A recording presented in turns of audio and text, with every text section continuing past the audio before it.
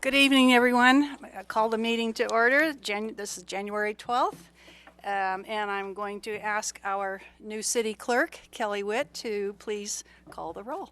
Oh, no, first of all, you're not. before I let you do that, I'm going to ask that we all stand and pledge allegiance to the flag. I pledge allegiance to the flag of the United States of America and to the republic for which it stands, one nation, under God, indivisible, with liberty and justice for all. Okay, now I'll ask for a roll call. Mayor Morelli, Here? Councilmember Thomas, Here? Councilmember Clarici, Here. Vice Mayor Wilkins, Here. and Councilmember Acuna. Here. Thank you. So I just said it, but I'm going to repeat it. We have a new city clerk with us tonight. Her name is Kelly Witt, and I want to welcome you. Thank you. Looking forward to. I look forward to working with you all. I'm sorry? I look forward to working with you all. Good, thank you. We're a fun group. Announcements and presentations to the public. I want to introduce Police Commander Joseph. I want to introduce our Chief of Police, Heller, who is going to introduce our new chief, our commander, Joseph Wren. Thank you, Mayor, Council. We have Commander Joseph Wren, and we also have our newest dispatch records technician, Jennifer Parsons. Oh, okay. First, I'll start with Commander Wren. As you know, we conducted a statewide recruitment with our vacancy of many highly qualified candidates, and we selected Commander Wren. Commander Wren began his law enforcement career with the Sutter Creek Police Department in 1996. He served as a field training officer and a corporal with them. Throughout his 19-year career, he has served with the Merced County Sheriff's Department, the Newark Police Department, Merced Police Department, and the Ceres Police Department, where he held the rank of sergeant prior to coming to us here at the Placerville Police Department. His prior immediate assignment with the Ceres Police Department was leading the neighborhood enhancement team. He also served as the City of Ceres representative on homeless outreach and intervention. Commander Wren brings a wealth and depth of experience to our agency. He served in various assignments in his career to include SWAT, traffic, canine, code enforcement, investigations, rescue and recovery, and several others. Commander Wren is a prior U.S. Marine and Army National Guardsman. He holds a master's degree in business administration from Brandman University and a Bachelor of Arts degree in criminal justice from Chapman University. So, Commander Wren. Well, we certainly welcome you, Commander Wren, and welcome to Placerville, and welcome to on board with our staff. Would you like to say a few words? Just say hi. Hi, everybody. I look forward to the opportunity to get to know you and work with you as we move forward. Thank you. And our next, okay. Well, since she's dispatch, I guess we'll let her do that, huh? So, without further ado, dispatch records technician Jennifer Parsons. Jennifer was born and raised in Sacramento, moved to El Dorado Hills about 2 years ago. She is the former PAL coordinator for Rancho Cordova PD. She loves traveling, spending time with her family, including her 2 brothers, 4 nieces, and a nephew. And she's currently pursuing her bachelor's degree. Great. Jennifer Parsons. Welcome, Jennifer. Would you like to say a couple words? Hello. I'm just happy to be here, and thank you for this opportunity. Welcome aboard. Thanks.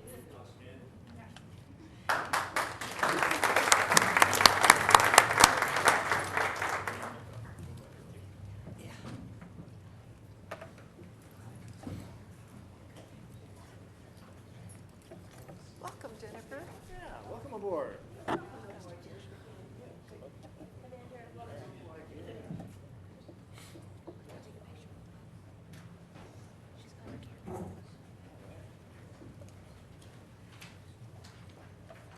Okay, next I would like to introduce Mr. Robert Stretch, who is Executive Director of Post.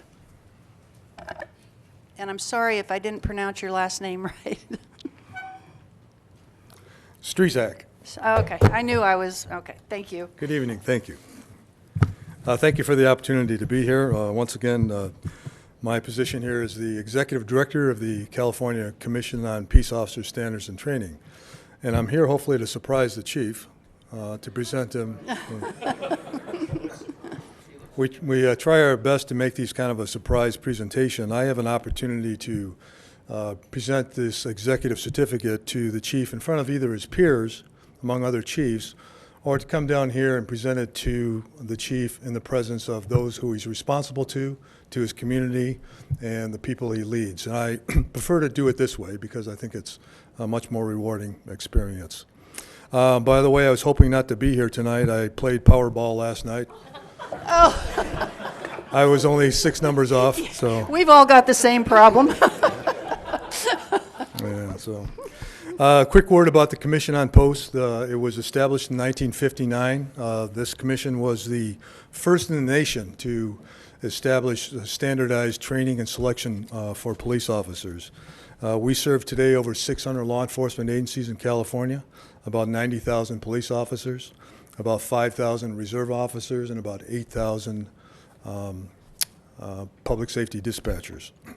We are also about aid to local government, that if you participate in the POST program and officers attend our certified courses, we actually reimburse officers for training that meets our standards.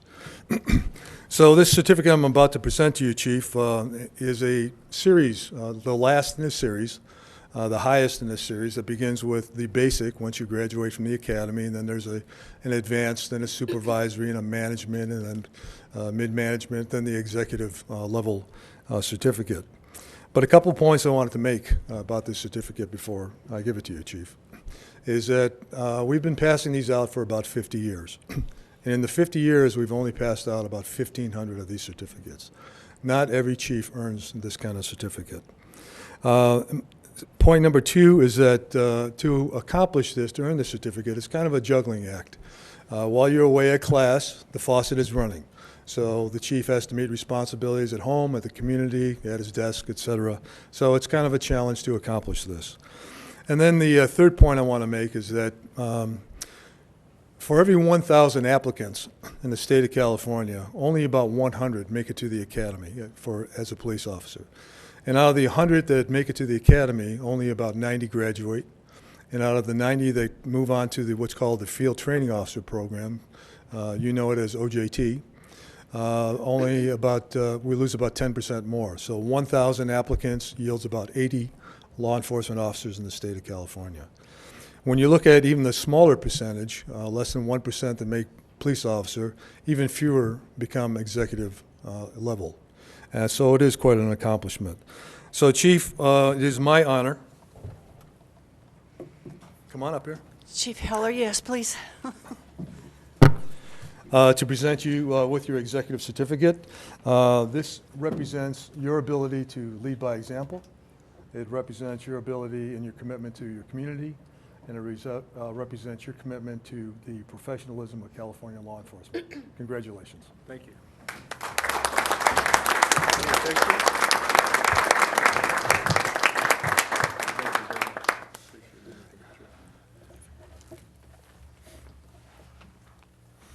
I think everybody else talked enough. I'm humbled, and I really appreciate you making the trip, sir. And I mean, this just comes from all Oh, these come folks on, we standing need right more here. than that. Well, if I could cut this up into a bunch of pieces, because they're the ones that keep me going. So I really appreciate it. Thank What you. a fine honor. That is just wonderful. So our congratulations. Can we get a really good photograph of everyone that is here? Yes. Yes. Yeah, Bring 'em up with here. the chief in the front, because this is a really big deal. Yeah, I think you should come up here. Yeah. Yeah, Let Commander yeah. Nida take it. And we can get out of it. We can move. Come on up here. Put the chief in the middle. Commander Nida, you need to be in this too. Yeah. Come on, come on. Yeah, you Yes. can cover us up. Absolutely. Yeah, cover us up. We're not. Just This put it in the- Yeah, yeah, that's good. yeah, that's good.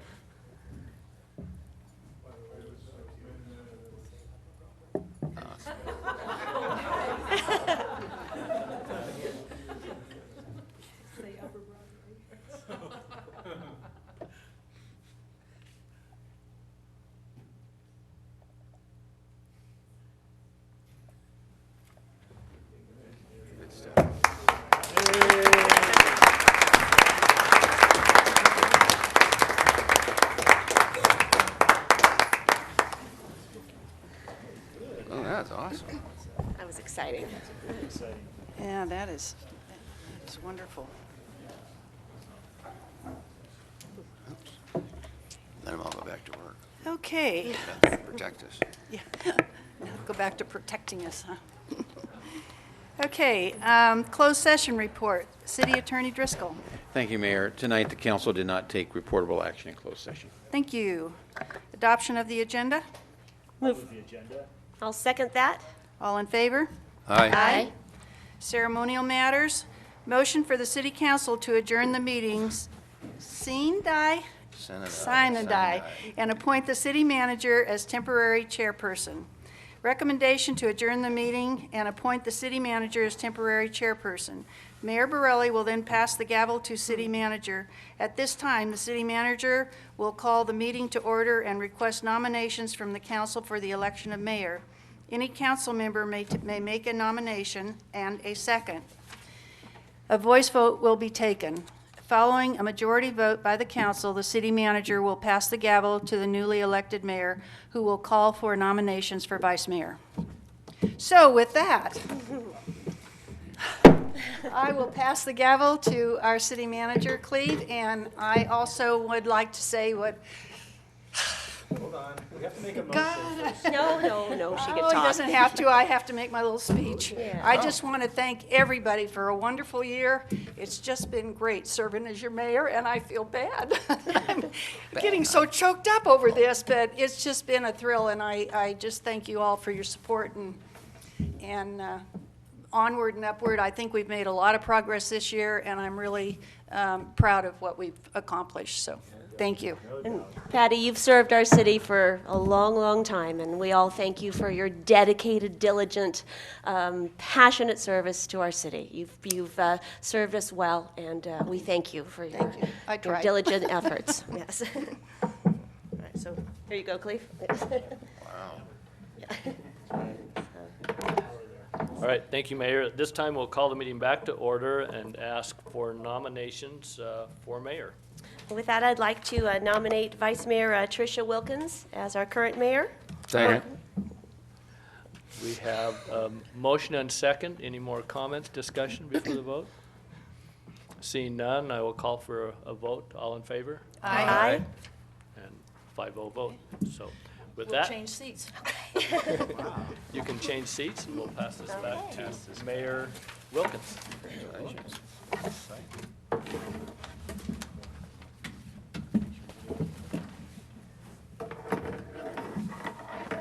Come on over here, former mayor. I'll join the Come on. former That's a mayor's four club over mayor's here. corner. We'll reminisce. Oh, yeah.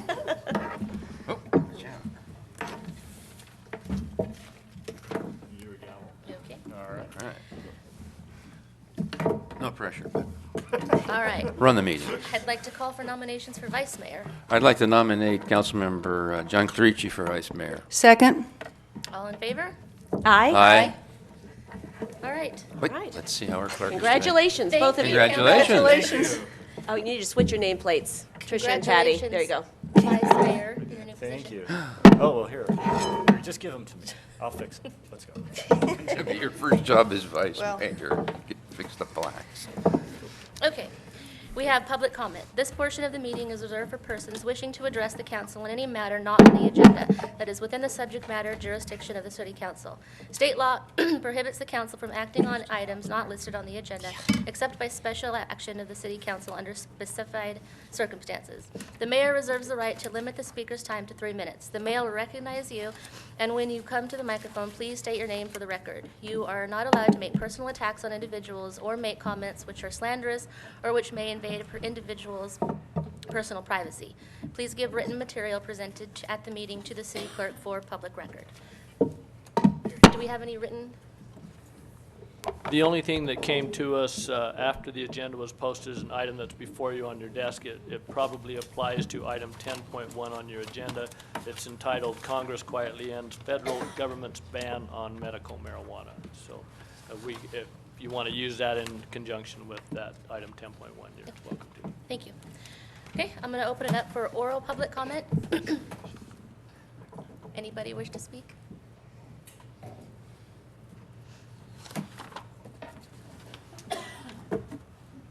Carl Hagan, resident of the city of Placerville and business owner in the city.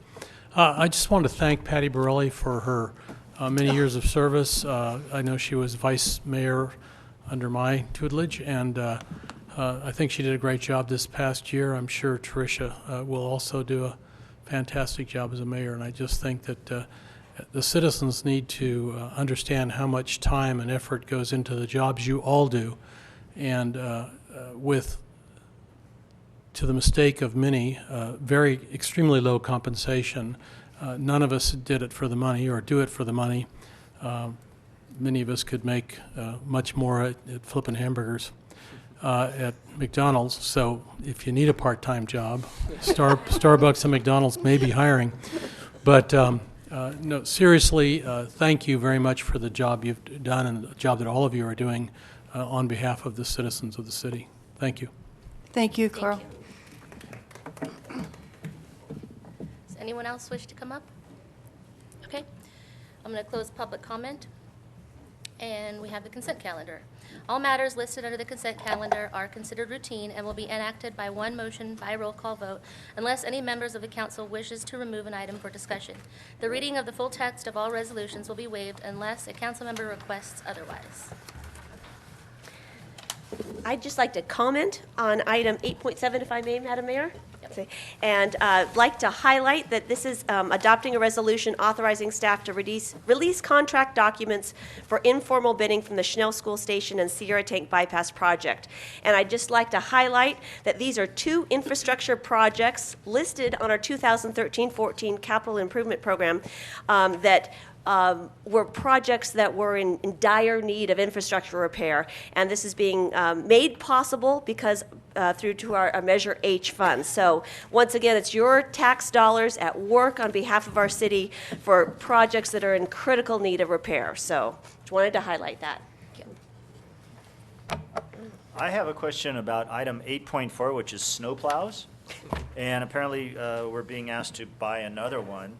And my only question is, I mean, snow in Placerville is sometimes it's somewhat iffy. You know, we get lots sometimes, and I understand having it and being able to respond is a good idea. But I have a question: if these things aren't used, I mean, if you had bought one for like the last 4 years, it would have been sitting and getting kind of dusty, except for a couple of occasions. How long do they last? Typically, what's sort of the shelf life of one of these things if they're Do you think maybe we should pull this so that we can have more discussion? Because I'd like to add to it. So, would you like me to do that? Yes. Would you please? I will pull that one. Okay. I would like to pull item 8.4. Then we can have a whole discussion. Yes. Okay, Thank you. Pulling 8.4? Yes. So I move for the Oh, approval. Madam, I'm excuse sorry. me.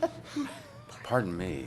Madam Mayor, correction to item 8.5, which were the minutes from the special meeting regarding the vacancy here on the council. It incorrectly shows myself approving myself, voting in favor of. And I can understand the confusion with that item. Was there 4 council, 5 council members? So that the motion, or excuse me, there needs to be a correction made on that. Okay, so a correction to the minutes, 8.5. Would anybody like to comment on the consent calendar?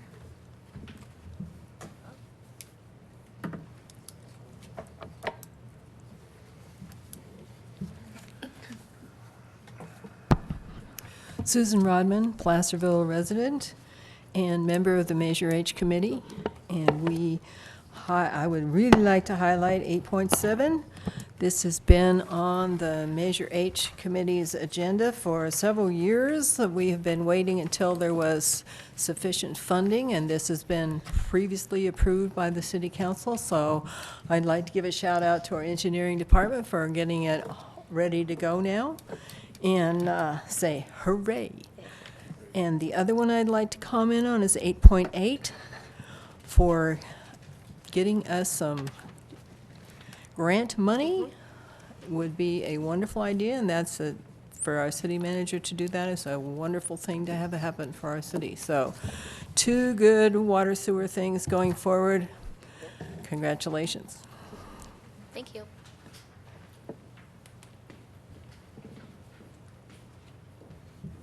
Okay, I'm going to close public comment on the consent calendar.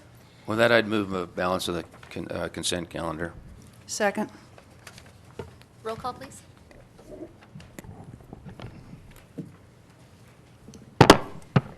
Mayor Wilkins, Aye.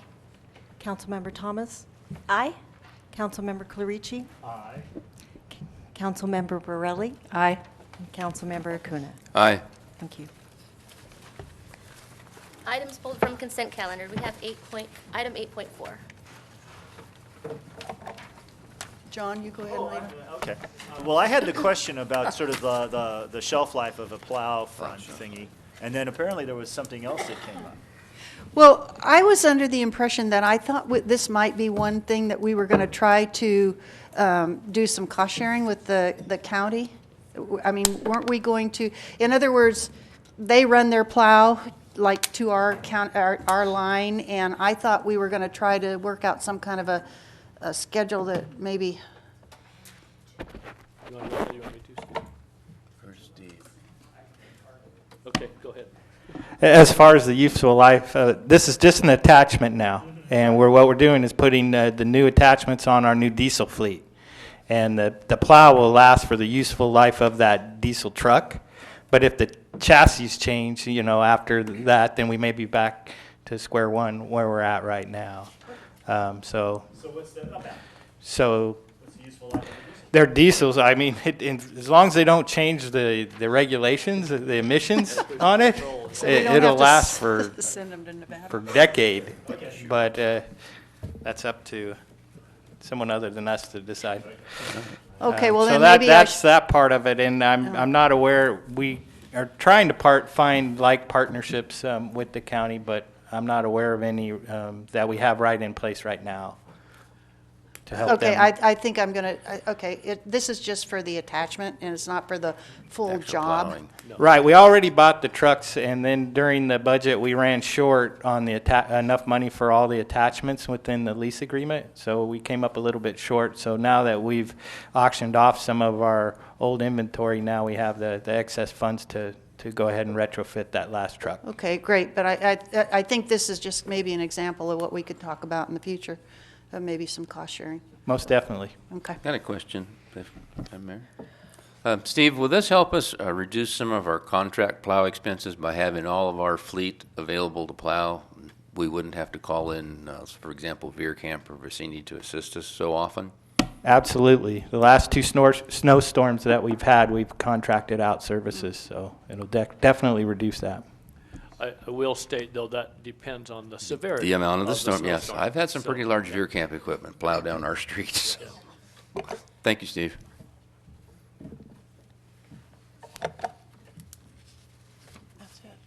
Motion? I'll move for approval. Comment? Second. Wait, I'm going to open Public public comment comment. on item 8.4. Okay, I'll bring it back to council. I'll move approval of the item. And I seconded. Okay, all in favor? Aye. Aye. Or should be roll Do we Oh, call. wait a roll minute, call no, for it's a that? roll call, yeah. Money. Money. Mayor Wilkins, Aye. Councilmember Thomas, Aye. Councilmember Clarici, Aye. Councilmember Borelli, Aye. and Councilmember Acuna. Aye. Okay, ordinance. Thank you. Item 10.1, introduction of an ordinance amending Title 10 of the City Municipal Code, adding Chapter 10, Sections 1 through 6 to Title 10, Zone Change 2015-08, prohibiting medical marijuana dispensaries, the cultivation and the delivery of medical marijuana in the city of Placerville. Mr. Reeves. Thank you, Madam Mayor, members of the council. If you recall, back on your meeting at November 24th of 2015, the council introduced an ordinance amending Title 5, that's the business regulations, Chapter 25, prohibiting medical marijuana dispensaries, cultivation, and the delivery in the city. And this ordinance was adopted by the council on December 8th of last year. Also, at that November 24th meeting, the council directed that staff initiate a corresponding amendment to the city's zoning ordinance because recent state legislation is unclear as to whether the prohibition or regulation of medical marijuana dispensaries, its cultivation, and the delivery needs to be a business regulation ordinance or a land use ordinance or both. There are three state legislative bills. That's AB 266, AB 243, and Senate Bill 643 that regulate medical marijuana. And collectively, these three bills comprise what's called the Medical Marijuana Regulation and Safety Act, the MMRSA.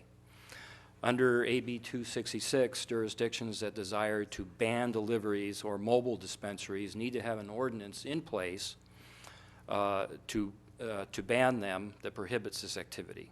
Assembly Bill 243 contains a provision that cities do not have an ordinance regulating or prohibiting cultivation by March 1st of this year will lose the authority to regulate or ban cultivation within the city limits, and then the state would become the sole licensing authority for this activity. By adopting the ordinance, the city would be keeping its options open should it ever decide to allow and regulate medical marijuana dispensaries and or medical marijuana cultivation and delivery.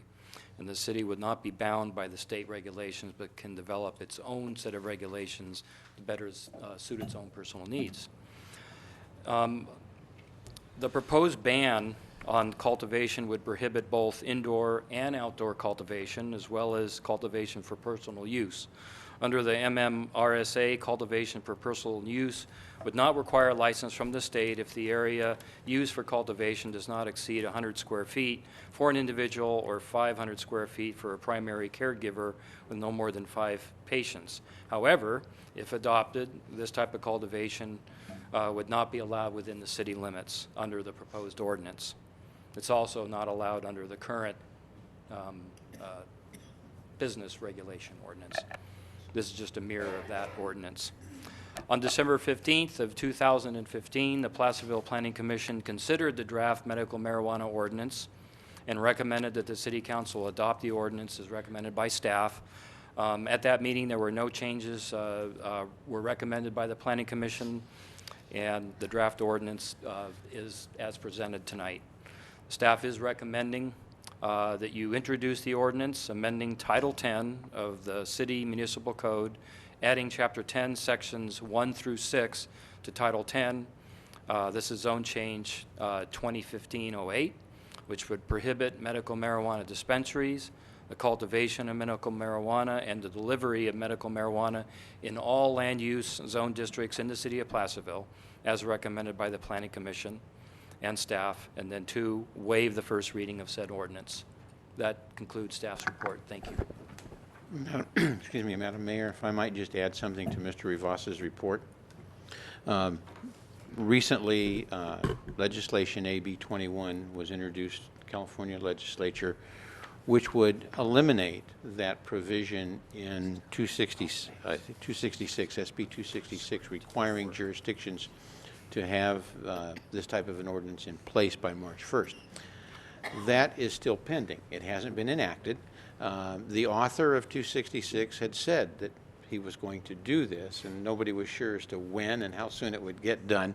And as a result, the league suggested that we take the procedures that we've been taking over the past few months, both with the business regulation and the land use regulation. There is opposition to AB 21. Primarily at this point from the ACLU. I'm assuming that the bill will probably get passed, but there's no certainty that it will. So as a result, as counsel for the city, I am recommending that we go ahead with this procedure despite the fact that AB 21 is pending. I think we need to do this. It really doesn't hurt anything. It gives us protection, and it gives us flexibility to do things later that you may want to do with respect to your medical marijuana regulations and ordinance. Thank you. Questions? Okay. I'm going to open public comment on this item.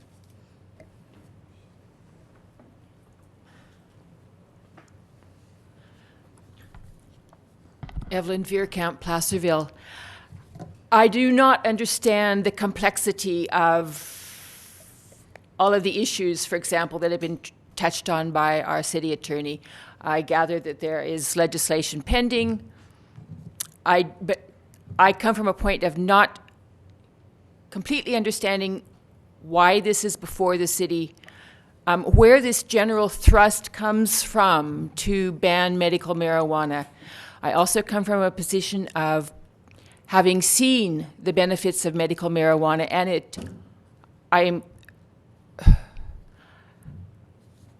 I want to edit myself carefully so that I do not speak too strongly, but I think the prohibition on medical marijuana is incredibly counterproductive and denies to a lot of people in need a therapeutic and holistic benefit that they could be having. I've seen it up front personally with a very close friend of mine who was dying of cancer, and the only relief he got during that period of chemotherapy and radiation therapy was from medical marijuana. So there may be issues before you that I don't fully appreciate. So I speak simply as an individual who supports the right of ill people to have access to medical marijuana. I think it would take an awful lot of wasted time away from the police forces, if I may say so, where they could be protecting us more beneficially. And there's nothing personal there. I must say that a year or so ago, I was detained by a couple of Chief Heller's policemen. And they were incredible, they were correct, and they were entirely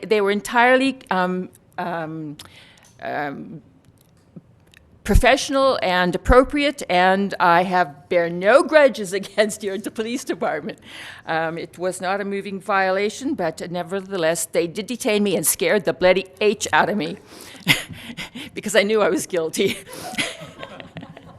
Now, the document that city councilors received, and thank you to our new city clerk for distributing that, contains 4 paragraphs which I would particularly highlight because they relate to one of the items which is in the city manager's report. And it says that the city's prohibition on medical marijuana dispensaries, medical marijuana cultivation, and delivery of medical marijuana is consistent with federal law because federal law expressly prohibits the possession and use of marijuana. The article which was circulated amongst you was from the Los Angeles Times in December of 2014. Evelyn? I want to congratulate Mayor Borelli on instituting a 3-minute time clock. It's your greatest legacy. And if you want me to sit down now, I will.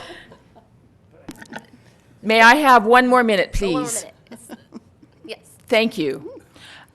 4 paragraphs here say, tucked deep within the 1,600-page federal spending measure is a provision that effectively ends the federal government's prohibition on medical marijuana and signals a major shift in drug policy. The bill's passage over the weekend, that would have been in December of 2014, marks the first time Congress has approved nationally significant legislation backed by legalization advocates. It brings almost to a close 2 decades of tension between the states and Washington over medical use of marijuana. Under the provision, states where medical pot is legal would no longer need to worry about federal drug agents raiding retail operations. Agents would be prohibited from doing so. And then further down, just one final 3 lines. By now, and the by now is written in December of 2015, in other words, just a month ago.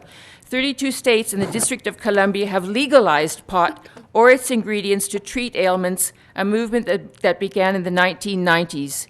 Even back then, some states had been approving broader decriminalization measures for 2 decades. I believe that the criminalization of medical marijuana does far more harm than what it does good. And I personally know people who have held positions of significant importance who have been seen from time to time in this room who would back my position. Thank you, Evelyn.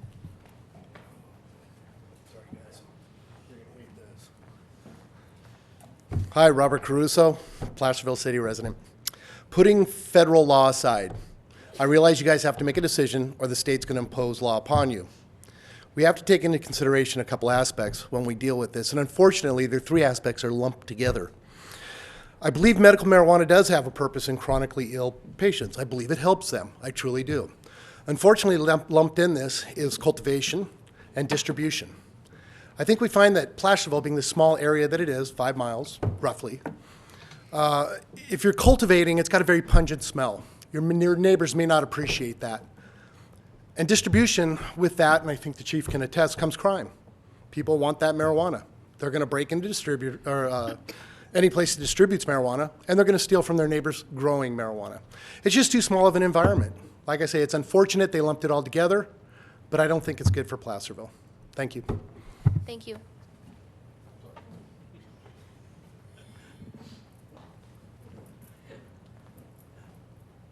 Good evening, Jackie No. I just want to say I support the ordinance. We really need to maintain our local control. That's really what this ordinance is about. It's maintaining local control. It leaves the door open for future conversations, but it says Placerville will make that decision. Someone else won't dictate it to us. So I support that. Thank you. Thank you, Jackie. Would anyone else like to come up? Okay, I'm going to close public comment and bring it back. Council, you have some comments? I do. This is very good comments, by the way, and speaking to Ms. Veerkamp's concerns, because I think I share those same feelings about this entire subject. The one thing about it is let's just kind of unpack a few things here. As has already been stated, I'm going to state it again, but this is just to protect the rights of the city, so that there any further action, as Ms. No pointed out, can be taken. So we're just protecting ourselves and the rights of the citizens of the city to take some further action and not have those actions imposed to us by us from the state. This action does not prohibit folks who are using medical marijuana beneficially to themselves from stopping them from doing that. They can still go outside the city and get it if that's what they've been doing. And there's some dispensaries down, I believe, in Shingle Springs and whatnot. So it doesn't prohibit that activity. The police will not be hunting people down in their homes that are using medical marijuana beneficially for themselves. It really needs to be understood. This is it's an administrative detail to help protect the city's interests going off into the future if some action is to be taken. So, I'm sure. That's it. I'd just like to, if I may, Madam Mayor, second Vice Mayor Clarici. That has a nice ring to it, doesn't it? Yes. Since we're talking about marijuana, Vice Mayor. Vice, yeah, it suits you. It suits you well. Ms. Veerkamp, I thank you, Evelyn, for sharing your perspective that is the result of a difficult personal journey. And I think all of us on the council share your perspective. And none of us want to take away the right for our constituents to receive a benefit that is particularly helpful in a time of great need. And I think we all recognize that this is a shifting issue. It's going to be changing a lot this year, no doubt. And I think as a council, we're very open to the shifting conversation on it. But we are also very cognizant, as Vice Mayor pointed out, that our overarching goal is to retain local control so we have the ability to do what makes sense for Placerville as this issue continues to expand. No, former mayors first. I just want to say this, exactly the same thing, that this is just, this is to keep, the state controls enough. We don't need them doing one more thing, and this is just to maintain our local control. It's not saying that we're sometime in the future, that this won't come up again, and then we'll have to set a whole new set of rules regarding marijuana. So. Thank you.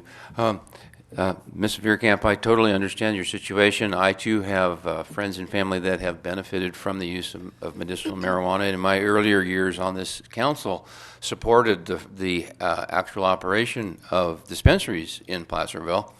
And as my colleagues have stated and Mr. Caruso stated, unfortunately, there's greed and crime that comes with the operational background of providing that. Our experience with our dispensaries, unfortunately, were complete failures that did wind up in criminal activity against those operators. And unfortunately, it is a very real fear. There was a medicinal grow in my neighborhood a few blocks away, and it was a huge problem with smell, attraction of crime. Personally, I mean, you're looking at a home invasion with very dangerous people. coming into your neighbor's home or your neighborhood. And as has been said, the state and the feds already tell us so many things to do, and including telling us that we have no rights in some instances. So I think it is wise at this point. It's not a huge investment on staff's time to keep us best positioned so that we can protect our entire community until we see how this issue plays out. I don't think we're questioning that there's a very real need in a community of seriously ill folks who came to this very chamber years ago, and it was a very dramatic meeting. But unfortunately, human nature and greed played into it and ruined it. So right now, I think we're just taking a cautious approach. We're trying to be respectful to all those concerns. I just want to add that I would be another voice that, yes, local control, that's what we're all saying, and all 5 of us agree that. So. With that, I'd like to move staff's recommendation on this item. Second. All in favor? Aye. Aye. Okay. Item 12.1, adopt a resolution approving a budget appropriation of $11,406, awarding a contract in the amount of $257,539.91 to George Reed, Inc. for the Broadway Crosswalk Improvement Project. Mr. Actually, with that, Madam Mayor, I would like to ask a question of City Attorney. As I was looking at this item earlier, I know this item, it benefits the larger Placerville area. However, in looking at the map, I realized that 3 of the crosswalks touch properties that I or my family own. Should I recuse myself on this item? Councilmember Thomas, first of all, let me just state that my opinion doesn't constitute a safe harbor on this. The only way you can get a safe harbor is to contact the FPPC and give them the information and have them provide you with that advice. However, since you asked for my opinion is that technically it probably is not a financial conflict because it benefits so many people. There's exceptions in terms of when you vote on roads and things that you use and other people use that basically makes your interest de minimis in the sense that there's a lot of others that are benefit from it. So in that regard, I don't think there's a financial conflict. The issue of perception, however, is one which I would be concerned with, and because it touches your property, my advice would be, because of perception and because my opinion is not a safe harbor, I would recuse yourself on this one. I always want to err on the side of caution, and with that, I will recuse myself on this item. Thank you.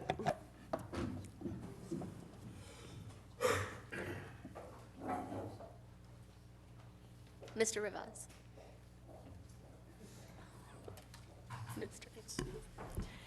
Good evening, Mayor Wilkins and members of the council. The staff report that's included in your agenda packet includes a brief history behind the Broadway Crosswalks project related to how we got here and acquired funding.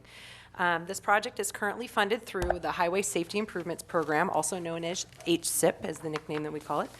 City staff released the construction contract documents following council's approval to do so on September 28, 2015, and opened and read the bids publicly out loud for the project on October 27, 2015.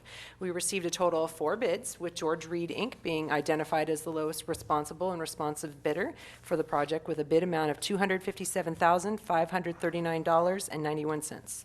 The lowest bid amount was slightly higher than available funding, and following staff's attempt to secure additional funds through the HSIP was unsuccessful.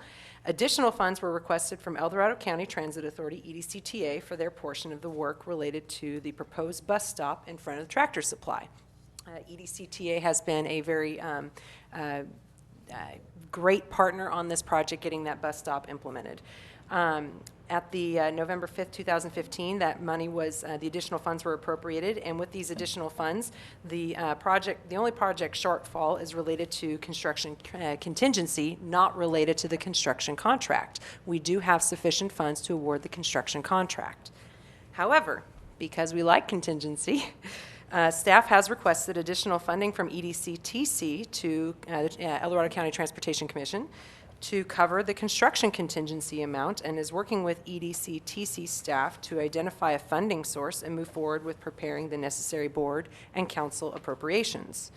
Following tonight's approval of the construction contract award, it is the contractor's intention to mobilize and start construction at the beginning of March. As such, staff recommends the following. Adopt a resolution approving a budget appropriation in the amount of $11,406 from El Dorado County Transit Authority to cover anticipated construction costs for the bus stop, turnout, and shelter for Broadway crosswalks. Approving a construction contract with George Reed, Inc. for the Broadway Crosswalks Improvements Project, Capital Improvement Project 41506, in the amount of $257,539.91, and authorizing the city manager to execute said contract. This concludes staff report, and I'm happy to answer any questions you might have. Thank you. Any questions from council? So if everybody hits their marks and says their lines, this $11,000 would just come back to the city, assuming that there's no, and of course, there's never any unforeseen problems when we do projects in this town. But if there aren't any, this money conceivably comes back. The $11,406 does not go back because they're actually tied to the unit costs on the bid schedule. okay. So when, for example, how much does a contractor bill for linear feet of building curb Right. and gutter? Right. Well, the actual amount per linear foot is why we need the additional Okay. 11,000. So it's only tied, the $11,000 is only tied to the items on the contract that actually go towards the bus shelter. I understand. Okay. Thank you for clearing that welcome. up for me. Can I, let me just add that. You can always add. The contingency amount is approximately $13,000 that Correct. we're requesting. That is funding we don't have at this point, but we've approached EDCTC to request that funding, and we are working with them on obtaining that. That is the amount that if we did not need it, if we don't have any cost overages or change orders that cut into that, then that amount could return to EDCTC or whatever, so it wouldn't be our funding. But, It goes back somewhere. right. Correct. Okay, great. Thank you. Any questions? I have a question, Rebecca. Yes, ma'am. And I think I asked this before, but I can't remember. It was so long ago. I always question when there's such a huge discrepancy with bids. As do I. So, and I trust you implicitly that you've gone through this, but do you know why there were, Well, when you look at the bid amounts, the second, third, and fourth bidders weren't too far apart. And I think a portion of the reason why the bidder number one was so, in fact, low was coincidentally, they happened to be the contractor that was awarded the Phase 2 Main Street job. So there was some savings for them where they could reduce their mobilization costs because they're already going to be in town.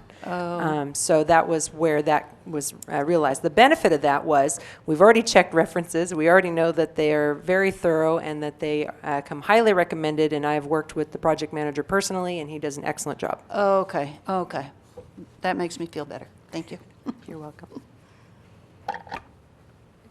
No, that was sort of my question, so thank you. But I knew Rebecca would have thoroughly vetted anybody that came in low or bids her project, so thank you very much. And thank you for providing me with some background information on the project earlier in the week. Happy to. Okay, I'm going to open public comment on 12.1. Seeing no one, Carl?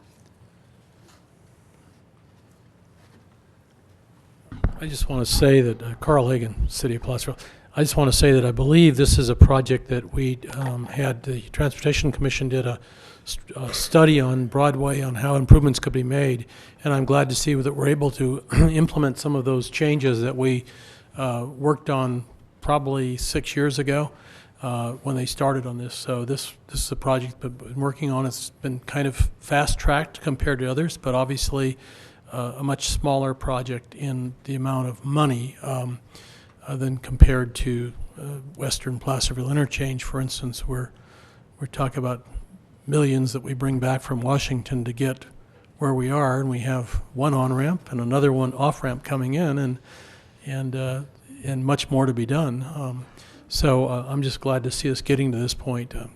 Thanks again for your hard work in getting the bids in, and hopefully they come in there within there. So thanks. Thank you, Carl. Anyone else? Okay, I'm going to close public comment and bring it back. With that, I'll make a motion to approve item 12.1. I will second that.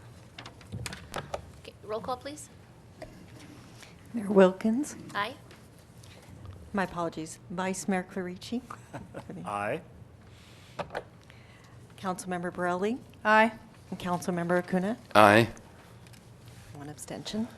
Thank you, Rebecca. Just going to look forward to having this done. As Carl mentioned, this was something that was phased out a long time ago, and it was always kind of hanging back there. And it's definitely been needed. Oh, my So, goodness, looking it's so forward needed. to it. Yeah. Broadway needs help. Yep.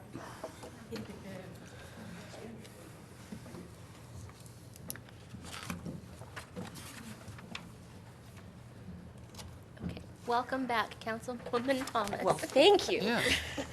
Okay, item 12.2, adopt a resolution authorizing the chief of police to enter into a temporary use agreement with Capray Properties, Inc., and the City of Placerville Police Department. Chief Heller. Thank you, Mayor, Council. The property located at 1426 through 1496 Broadway Drive, commonly referred to as the grocery outlet area, has shown a need for increased police services and presence throughout the year. Actually, it's been tracking up the last few years. From January 1st of last year to December 31st, there were approximately 543 calls for service generated at that location alone. Recently, the police department has noticed a significant increase in calls for service. So if you break out the second part of 2015, there were 354 calls, which represents about 65% of the calls during the year, so they're increasing. These calls for service include public intoxication, primarily public intoxication, vandalism, thefts, burglaries, and assaults. The area continues to be a heavy user of police resources, and as a result of ongoing discussions with stakeholders in the area, a substation has been proposed to increase police presence and deter crime and also increase quality of life in the area. So in some discussions with the Capri Properties, the idea came up of a temporary use agreement at 1488 A Broadway, which is in the center of that property. The agreement would allow the police department to place a substation at the location to primarily service the Smith Flat and Broadway community. We've got like I said, a tentative agreement for a nominal rent of $1 a month. It's staff's opinion that the positive impact will decrease the calls for service and over time may bring about a savings and free up resources for other needs within the city. And with that, I'll take any questions you may have. All right, thank you. Any questions? I offered to pay the first 12 months. We have 4 years covered now already. 5 years. Well, I think it's something that we certainly need. We all, sitting up here, realize that something's got to be done, and we've, goodness knows, tried many things through the years, so hopefully this is going to help all the folks out up there. Thank you, Madam Mayor. I do have several questions. First of all, I certainly want to preface my comments that we recognize that homelessness is not a crime, and yet that's not what we're talking about at this property. We're talking about criminal activity, so I do want to preface that. First of all, Chief Heller, how many calls on Upper Broadway or Broadway have we had this year? You say that we've had 543 calls for service at this location. How do we put that number in context as for, you know, what percentage of calls does that represent? That represents, well, to put it in perspective, we had approximately 3,000 calls for service along the Broadway corridor during 2015. So that averages about 250 a month or so. At the grocery outlet, like I say, we have 543 during that time span. So that's about 45 a month. So to build it out a little further, it's about 18 to 20%, or 1/5 of the calls that occur on Broadway occur at that single parking lot commercial property. Okay. Currently. All right, that helps us put that number in context. Let's see. Does that property generate more calls for service than any other location in Placerville? Do you know that? It generates a significant proportion. I'm not sure exactly, but I can put it in perspective like this. I did pull, because our system is very good at some things and it's a little more labor intensive at others. You have to pull out location sort of manually versus we can pull out statistics along Broadway, statistics along Main Street. Okay. But I was kind of thinking, I think, along the same ways you were, and I pulled calls for service at the police department because it's been my experience throughout my career that when you do a map and crime mapping, it always shows a concentration at the police department because that's where everybody comes in for counter reports, get tickets signed off, et cetera. So using that as a comparison, the Placerville Police Department was responsible for 402 calls for service during the entire year of 2015. Again, put it in perspective, the outlet there on Broadway was 543. So they received more service and more officer attention than the police department. Wow. Okay. All right. Thank you. And with your experience, can you anticipate or answer why the dramatic increase in crime at that location? What have your officers found? Well, again, we go back to a large percentage of these are public intoxication, vandalism, thefts, some property crimes, but the majority are what are commonly referred to as nuisance violations. Okay. And what do you do with those when you get a call? What can you do with that? How do you respond to that? Well, it depends. There's a variety of things. Obviously, enforcement is the last option. If it is a violation, enforcement action is taken. If it's a misdemeanor violation, oftentimes it can be a citation.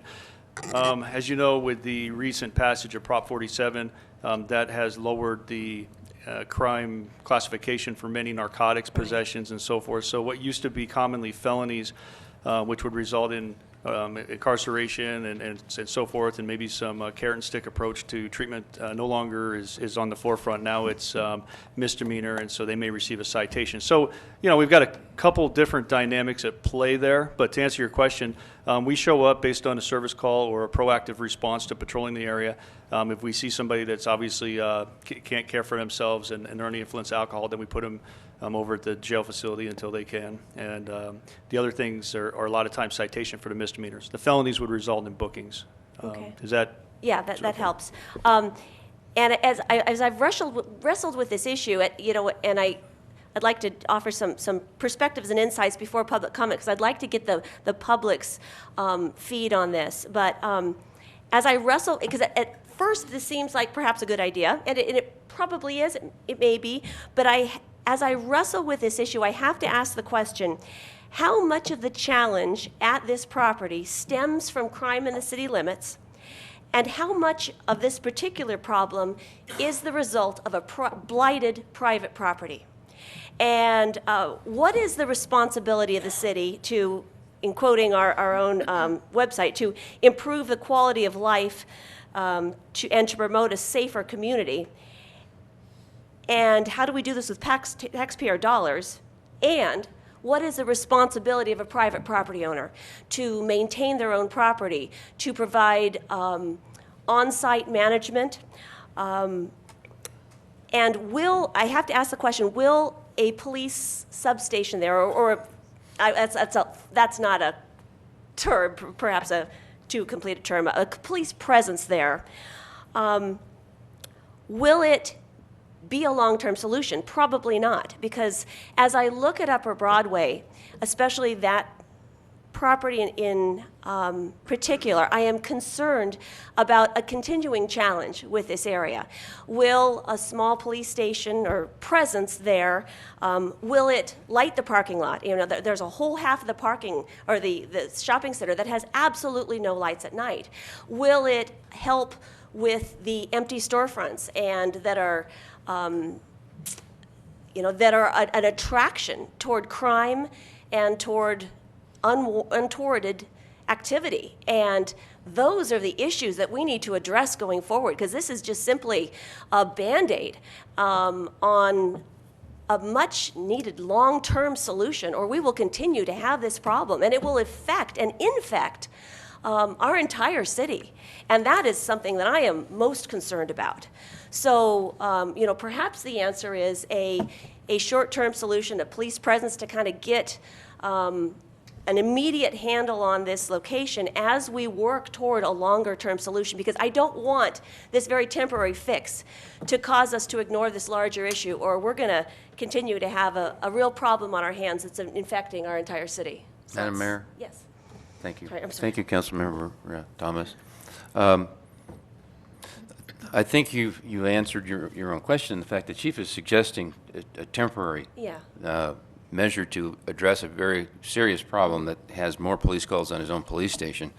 I had earlier this evening, and with the change in the activities, I had requested some time from Mayor Borelli, and she was in a hurry again this evening. I wanted to make a little presentation earlier in the meeting. I am so sorry. I apologize. And I think you bring up another issue, and it was something I was going to cover, that we have some properties and property owners that are not adhering to community standards. They're not contributing. Their properties are definitely in need of the city stepping forward and saying, you need to be a good member of this community and you need to contribute. You don't need to be a drain. You don't need to be a magnet for bad activities, expenses with our police department, bad influences with our public and our residents. Those issues very much need to still be addressed. Right. If I get a minute, maybe at the next item, I'll go through in my other items. But I would just like to commend Chief Heller in working with what, as far as I was concerned, was a completely absentee owner and non-responsive owner. That there's an investment group. Placerville was on a list of properties that they owned. They had no idea. They didn't really, frankly, care as far as I could tell earlier. It seems like the chief has made some strong connection, and we as a city council need to work beyond what he's suggesting. Right. But I would think that just a police presence is going to send a message not only to the folks that we don't want there, but we're going to let all of the folks that are along Broadway and Smith Flat and in the area know that, hey, there's police cars up here all the time now. And it's going to be 7 days a week. We don't know when they'll be there, and neither will the bad guys, because they're going to stop in there, as the chief has duties for them. So I appreciate your enthusiasm with the other issues, though, because I'm right there with you. Yeah, and what I guess the differentiation I wanted to be careful to make is that in this temporary solution, I do not want a property owner to look to the city to solve this solely. That this is not, as a property owner myself, we go to great lengths to have on-site property management 6 days a week, at least 8 hours a day. And there are 5 properties on Broadway that have on-site property management. And there's a responsibility to private property owners to maintain their own properties. And so I look forward to using this as a springboard to further discussions and actions to move our city forward. Yeah, and it's the responsibility of those owners, and then the risk of having this problem just transfer itself. Right. And I don't think we want to see, that's not a solution either. Right, that's right. Okay, I'm going to open public comment.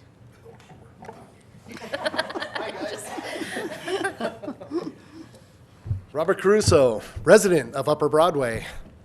I'm really in favor of a substation there. But as a business owner, well, first let me start. Wendy, you're right.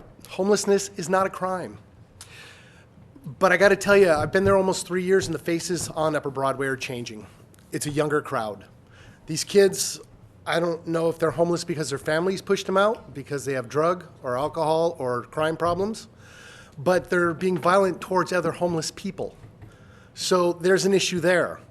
As a business owner, when I drive up Upper Broadway and I look around and I see how blighted it truly is, from a burned down bar to the gross out center, as somebody likes to refer to it, I wouldn't invest a dime.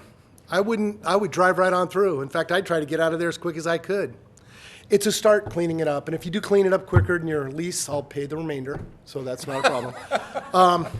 But we do have to address the homeless issue there. And I think the county needs to be involved in that as well, because the city's shouldering a pretty heavy burden right now. It's very expensive. Time, resources, money. It's being poured into an area that it doesn't necessarily have to be, if we can, in fact, find a solution to the homeless issue. As far as the kids, whether they're homeless or not, and they're just little criminals, I think that'll work itself out. I think the police department will do their job. But a substation there will help and give reassurance to those people who live in that area. So like I said, it's a Band-Aid. but it's really got to be addressed from a business standpoint. And if we're looking for tax dollars to come into this city, the best way to do that is have business. Business come in, employment come in, development come in, and people spending money in Placerville. Until Upper Broadway does get cleaned up, I think our best opportunity for those tax dollars is going to be shot to hell. So yeah, please, put the substation in. Thank you. Thank you, Robert. Anyone else?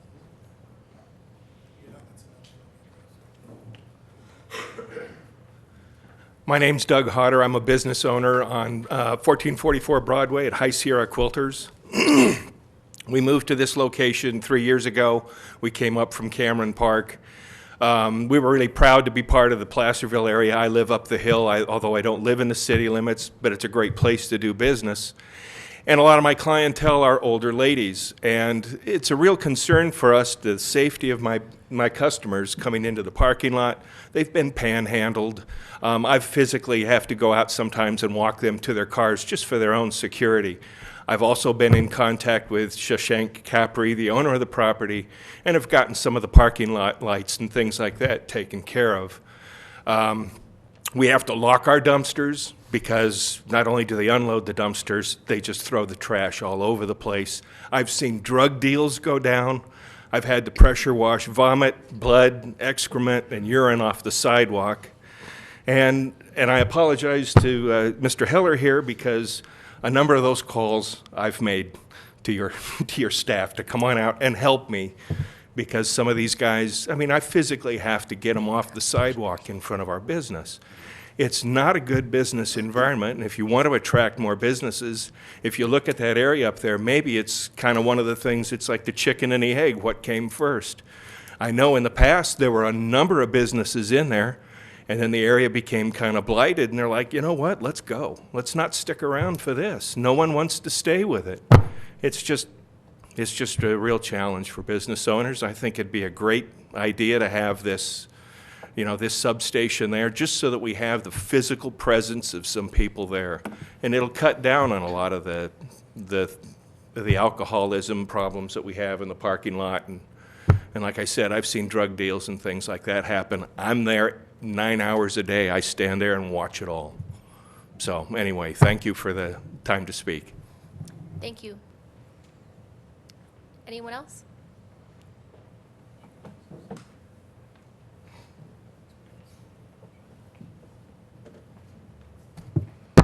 Sue Rodman, resident of Placerville, and one of the little old ladies who goes to the quilt shop. And I too have noticed over the years it becoming worse and worse up there. And I think you need to put a tourniquet on it and do the triage to save the patient before you can expect anybody to invest in it and improve their properties. If they're getting run over with activities like this, I've been panhandled in the parking lot. I've seen some kids in a doorway that made me very nervous to even be anywhere close. And it looked to me like they were either doing or dealing. And I think, if you're going to ask business owners to come in and invest and put a shop in there, they need to know that it's a safe thing to do, that their customers will be safe, that their employees will be safe, that they can have a business that people won't feel that they're risking their lives to come to do business. So I'd like to congratulate Chief Heller. I think this is a very great idea. I think he's ahead of the curve here, or at least willing to do the triage that needs to be done up there.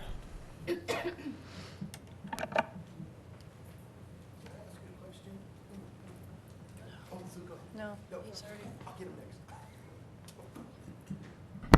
Hi, Jackie No. I specifically want to address Councilmember Thomas's concerns. I hear what you're saying about basically we're giving taxpayer resources to a negligent property owner, and that certainly doesn't seem fair, and it's not fair. I look at it like this. We can look at the data that's been for the last 3 years. We can put the police substation there. Then in a year from now, we can reevaluate that, and we can say, here's what happened when we did something about it. And then I think you have more of a leg to go renegotiate with that property owner and say, You need to do something, because when we did something, here's how it helps. And in the meantime, if this helps, hopefully it will, you know, it also brings that environment where maybe we can bring in some more positive businesses, and we as a community really want that now, right? So think of it as an experiment. Certainly it's not fair. No, it's not fair to everyone else who's being responsible, but it's a step in the right direction for the whole community, and we can use it as a compare and contrast point to come back a year from now to really, you know, go after those property owners and say, you need to step up. That's how I see it. Thanks. Sorry, guys, I hope this isn't against I'm sorry, it is Can I against ask the you a rules. question to the chief? You can, anyone else? Okay. I'm going to close public comment and bring it back to council. And I would like to add, when this agenda came out and this item was on there, I was contacted by several members of the community who were really excited that something was going to be done, and that it was the dollar, that the price is right. So. Can I, Madam Mayor, question for the chief? Chief, I think it's important that, I think the concerns about spending taxpayer dollars on what really is a blighted private property is very valid.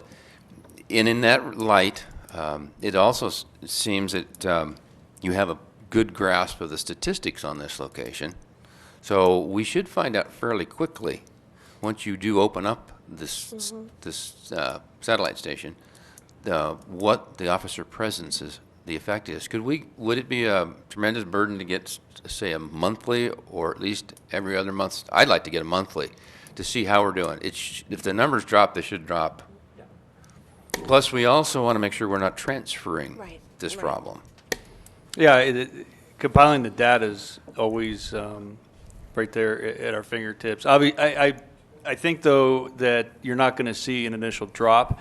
What you're going to see is a initial increase driven by an increase in police contacts, increase in police presence. You're going to probably see, just using it to comparison of dealing with gang issues in parks and whatnot, you're going to see a spiked increase over the course of 90 to 180 days, followed by a plateauing and a decrease. That's going to be my prediction. And it is a temporary solution. Fortunately or unfortunately, that's what I'm in the business of. Police officers is temporary solutions. It's up to the community, the businesses, et cetera. Once we deal with this, deter this criminal activity and displace it, it's up for the long-term solution is the community members and business communities, et cetera, to come in. Just like we can clean up parks, et cetera, but we can't keep an officer necessarily sitting in the park 24/7. We need people to return back, bring that vibrancy, activity. It goes hand in hand with the corridor, with the pedestrian, increased pedestrian traffic, et cetera. Environmental design is huge. So, but gathering reports and providing those wouldn't be a problem. But it's going to take just a little bit of time to get the numbers to start going down. Okay, I'd appreciate it. Question. Just one more comment. I just appreciate everyone's comments that came forward, and I sympathize with the business owners down there, and I recognize your efforts, and that's unfair, and I'm sorry you're dealing with that. I do want to reiterate that my perspective is that. First of all, I want to, commend Chief Heller and our city staff for looking at creative solutions to this, and Mr. Capri for entering into basically a free presence, a free space in order to provide our services there, and that's I appreciate that. However, I do want to reiterate that a safe, attractive, vibrant business environment is a responsibility of the property owner, not the police department, and not the businesses in there. It is the property owner that is responsible to his tenants, his or her tenants. And for example, just a couple of years ago, we had a very increased, difficult, habitual transient offender problem in Hangtown Village Square. And we had to go out and we hired a security firm. And that security firm cost us $10,000 a month. And that was our responsibility. And yes, we do have calls to the police department, and we do work in conjunction. But I encourage all of us, as we address this problem citywide going forward, that we need to hold our property owners accountable as well. So to that effect. And work with them for positive, creative solutions so we all benefit as a community. So. Public comment's been closed. Well, you could talk to us afterwards if you have some suggestion. I would like to say something. I think Wendy's being very diplomatic, and I appreciate that as a business person. We have had a lot of problems, and I'm going to say the businesses that some of them that have moved out haven't been because of the homelessness. And I agree with her fully that property owners have to take responsibility. And I think there's been a lack of that responsibility at this particular property, and that's why a lot of the reasons we're faced with what we're faced. And I agree that I don't think that city funds should be propped should prop this particular individual. And I hope, but I am, when Chief Heller told me about this, I was excited to hear about it because I feel so sorry for the businesses that have stayed up there. And not only on that property, but at the surrounding properties, because those folks, the unfortunate folks that are up there they're drawn. I mean, you just drive up there and it's just a constant stream. And we obviously have to do something. This is going to go a lot further, what we need to do, than put a police presence in that. And we're working, believe me, we're working hard. If you guys have been watching the news, you're seeing what's going on in Sacramento. It's nationwide, but because we're a little town, I think probably we see more of it because we're so small, we see it every day. But, and I assure you, we are working on it, but boy, this is a horrendous situation, and it just seems to be getting worse every day. I don't know what's going to happen, but we are working with the county and trying to find a solution, so it's going to take more than just this. Comment? No, it's all been said. Okay. I'll make a motion to approve item 12.2. I'll second. Roll call, please. Councilmember Thomas. Big dollars. Oh, I. Yeah, it's money. A dollar's a dollar. Vice Mayor Clarici. Aye. Mayor Wilkins. Aye. Councilmember Borelli. Aye. Councilmember Acuna. Aye. Thank you. Thank Council- you, Chief. Council reports from other agencies. El Dorado Transit Authority. Councilmember Borelli? I don't have a report. Okay. El Dorado County Transportation Commission. Councilmember Thomas? Yes, the only report I have to make is the executive director and I, Sharon Schertzinger, we had a one-on-one meeting down at the state capitol with Senator Ted Gaines and Assemblywoman Beth Gaines this last week. And we've kind of been making a circuit with our local representatives in Sacramento, impressing upon them the dire condition of our streets and roads, and encouraging them to work with the governor on appropriate solutions that will channel down to our rural communities. And so we had a very, very productive meeting with the Gaines, really enjoyed it, and I had a chance to speak with Assemblywoman Beth Gaines also Saturday night at the Boys and Girls. Yes, the fundraiser. And we continued our discussion, had just a really productive discussion. So look forward to continuing impressing upon our elective representatives at higher levels what a dire situation we are in Placerville as far as our infrastructure funding needs, and encouraging them to partner with us for ongoing solutions. So. Mayor, I also am going to add to it. I'm going down with Sharon Thursday to a CalCog meeting, and this is a meeting of a lot of cities and counties, and I hopefully am going to learn maybe some proposed solutions, see what their latest is, because they're certainly up on all the latest. So. Thank you. LAFCO. Okay, I'll handle LAFCO and SACOG. We have not had a LAFCO meeting, but they are in the process of putting together their budget, and it looks like there will be a smallish, increase Smallish. in the fees that we will be paying for the next fiscal year regarding LAFCO. They are not, although they're doing things, they're kind of stock and trade, which is kind of working through annexations and those kinds of things. And then all the subdivision stuff they've been doing is kind of really quieted down. Basically, now they spend a lot of time refereeing things going on between fire districts. And so, which keeps them busy, but is not fiscally rewarding. So anyway, that's something that we should expect to see from them whenever those things happen. I imagine it's later in the spring when they start to come back to the people that pay their way and tell them what it's going to cost. SACOG we'll have a meeting next week, but there are some interesting things going on in that regard.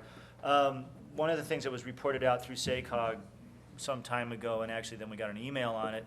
Apparently the Franchise Tax Board is reconsidering the excise taxes, and especially the ones around fuel. There's no guarantee that it'll go up or down. If anybody remembers, their cutting of the excise tax cost the State Transportation Improvement Program like $50 million, and regionally, not statewide. It was much larger than that statewide. And of course, that's one of the reasons why we had a zero STIP this year, and we couldn't advance any new projects out of the State Transportation Improvement Program. For example, the Western Placerville Interchange is being funded out of that. They are going to be reconsidering some things, just kind of keep it on the radar. Let's see, Mike McKeever, I had a nice chat with him yesterday. In fact, he is the executive director of SACOG.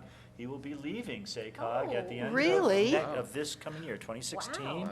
He is not taking another job. He is going to be attending to his life, apparently. So we wish him well. Mike has been a transformative figure, I believe, at SACOG, and turned it into something that regionally works to the benefit of all of us, especially up here.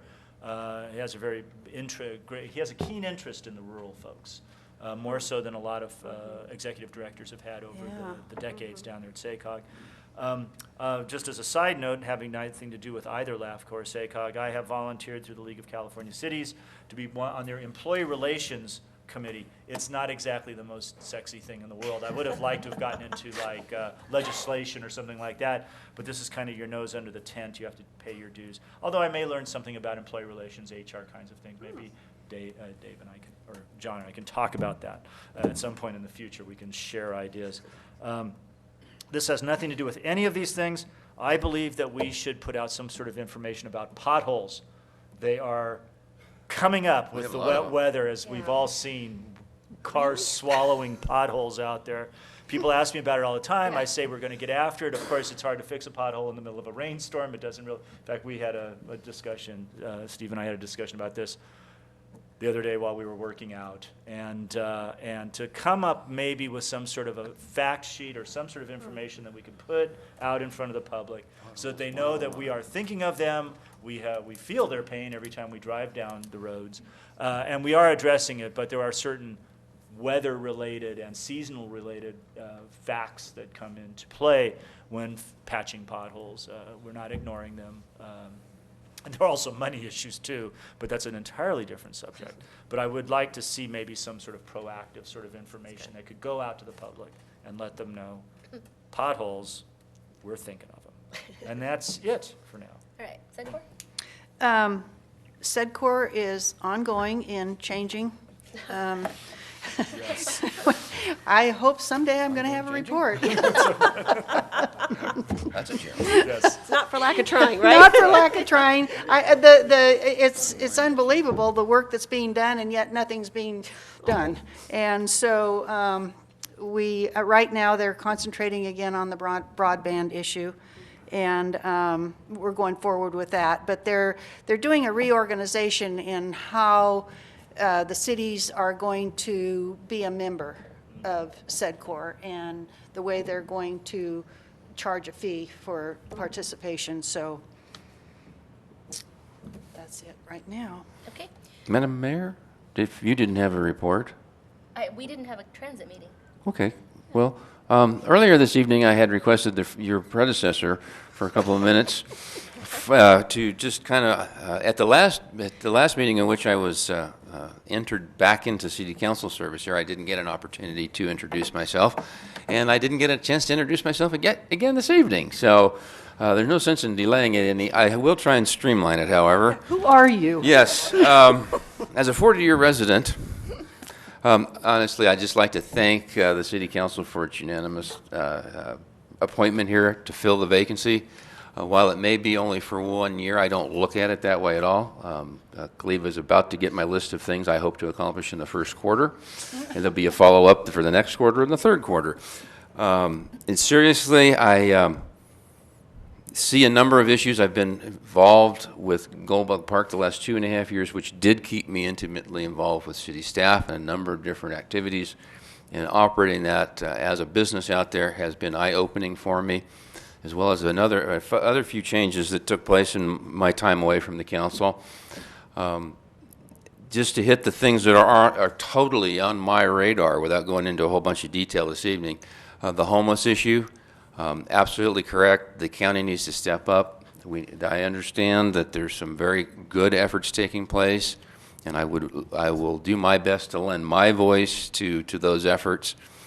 It's very complex, and it needs it's going to need an involved approach to address it.